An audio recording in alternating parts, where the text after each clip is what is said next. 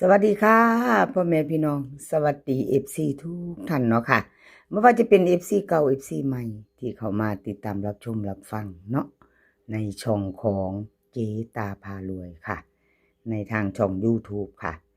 แนวทางลาวพัฒนาเห็นอยู่นี่ประวัติของเจตาเด้อพี่น้องขอโทษขออภัยหลายๆค่ะหลุดไปอีกแล้ว FC ว่าเป็นจังได๋เจตาเจ้าสอกหาแนวทางใหม่อยู่ ยังเป็นแนวทางเก่าอยู่เป็นสูตรเก่าอยู่พี่น้องเนาะเว้าตามซื่ออันนี้คือสูตรเก่าอยู่4หางนี่ยังบ่ทันเป็นบนหรือล่างหรือว่าจะเอาสูตร2หางหรือ3หางเนาะพี่น้องว่าบ่ก็กำลังสอกหาอีกอยู่สอกลองเบิ่งอีกก่อนเนาะพี่น้องขอโทษขออภัยที่แนวทางของเจตาหลุดไปวันที่21บ่เข้าทั้งดินทั้ง2ตัวมาตามตัวพี่น้องแนวทางใหม่ตามตัวเนาะดินวันที่24ค่ะเป็นวันจันทร์แจมือใหม่กับเจตาเบิ่งงวดนี้จะเป็นจังใดพี่น้อง เสียงบ่ใสเลยบ่เจตาว่าติแนวทางห่างพี่น้องขอโทษขออภัยหลายๆเด่นเจตาให้ค่ะ1กับ6 2ตัว4หาง1 5 1 6 6 3 6 4เบิ่น11กับ66ค่ะ3ตัว2หาง1 6 4 1 1 6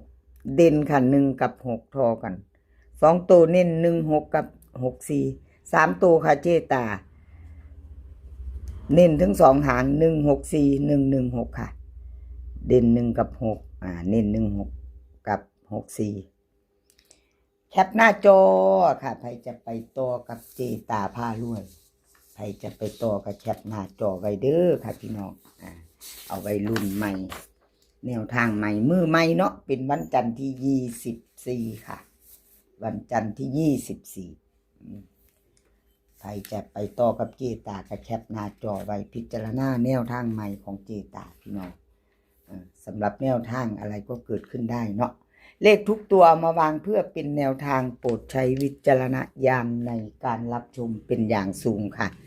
เป็นเพียงแนวทางเนาะพี่น้องพิจารณาเอา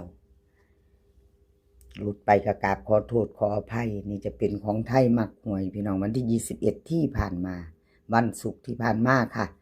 เล่าพัฒนาออก253ตัวบน02ล่างค่ะ02ล่างลดไปเจตายเบิ่ง2งวดประวัติเพิ่น20กับ21ค่ะแล้วมาต่อกันด้วย24จะเป็นของวันจันทร์ไทยมักหวยค่ะลาวพัฒนา2 ทุ่มครึ่งเด่นค่ะ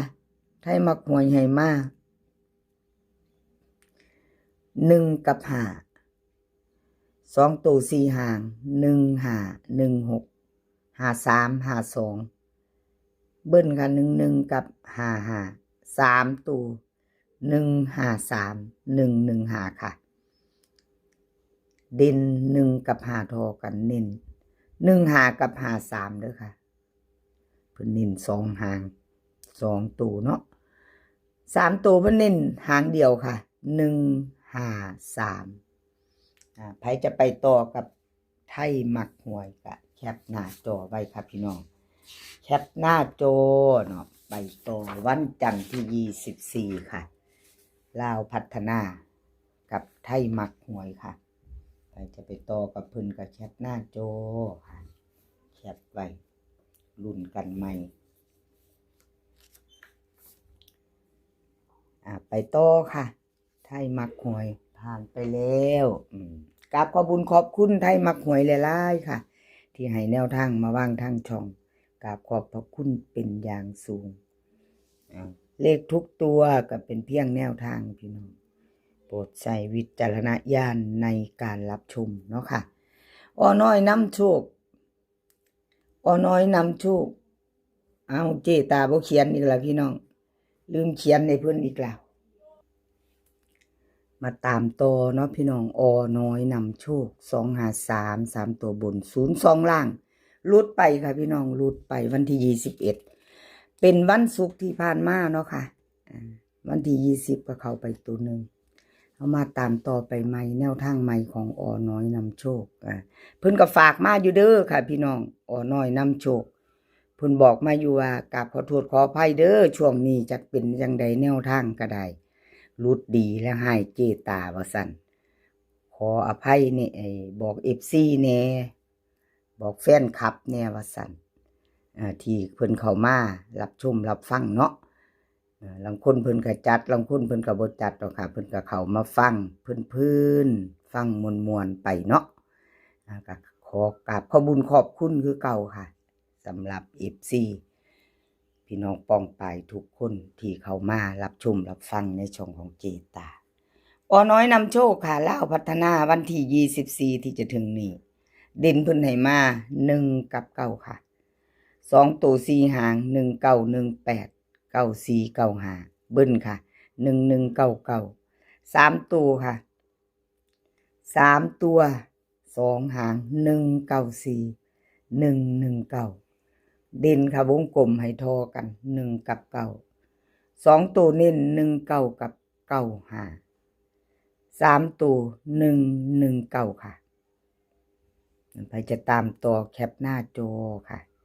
ใครจะต่อแคปหน้าจอกับอน้อยนำโชคเป็นวันจันทร์พี่น้อง2 ทุ่มครึ่งเนาะเป็นวันจันทร์แคปหน้าจอค่ะใครจะต่อกับเพิ่นกราบขอบุญขอบคุณอน้อยนำโชคหลายๆเด้อค่ะที่ให้แนวทางมาวางทางช่องของเจตากราบขอบพระคุณเป็นอย่างสูงค่ะมาไปต่อค่ะพี่น้องไปต่อเป็นของรับสายด่วนเป็นจังใด FC รับสายด่วนขอโทษขออภัยเด้อค่ะผู้เพิ่นตามกันวันที่21ค่ะที่ผ่านมา253 2ตัวบน02ล่างเข้าไป3ตัว1ค่ะ2ตัวมา1ตัวเนาะวันที่20รูดไปขอโทษขออภัยแทนรับสายด่วนค่ะแนวทางใหม่เพิ่นมาแล้วพี่น้องเป็นวันใหม่มือใหม่เฮากับไปใหม่ไปต่อเนาะรุ่นกันต่อกับรับสายด่วนลาวพัฒนา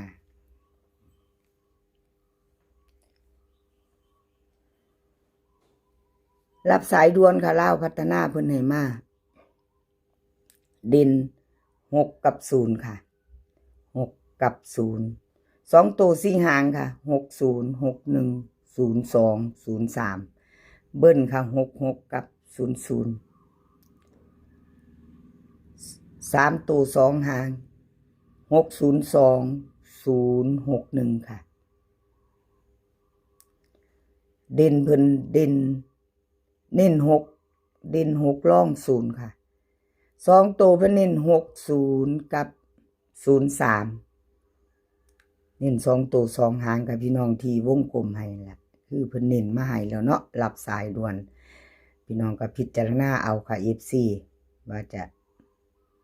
มักคู่ใดหางใดเนาะ60กับ03ค่ะชอบก็จัดขัดก็ผ่านเนาะ3ตัวบ่เน้นเด้อพี่น้องบ่มีวงกลมให้เอาที่เฮาชอบเฮามักเพิ่นบ่เน้น3ตัวพี่น้องบ่มีวงกลมงวดนี่เพิ่นบ่วงให้เอาที่เฮามักเอารับสายด่วนค่ะกราบขอบุญขอบคุณรับสายด่วนหลายๆค่ะที่ให้แนวทางมาวางทางช่องของเจตาเนาะกราบขอบพระคุณเป็นอย่างสูงแล้วก็ FC ที่เข้ามาติดตามรับชมรับฟัง FC ใหม่ที่เข้ามาติดตามทางช่องของเจตากราบขอบพระคุณหลายๆค่ะที่เข้ามาคอมเมนต์มากดไลค์กดแชร์มาให้กำลังใจเจตาเนาะคลิปนี้ขอให้พี่น้องโชคดีกับลาวพัฒนาค่ะในวันจันทร์ที่24ให้โชคดีกันทุกคนมื้อนี้ขอให้มีความสุขค่ะขอให้สุขภาพร่างกายแข็งแรงเดินทางไปไสก็ขอให้ปลอดภัยค่ะเดินทางไปขอให้มีโชคกลับมาขอให้มีชัยคลิปหน้าพอกันใหม่ค่ะคลิปนี้ก็สวัสดีค่ะ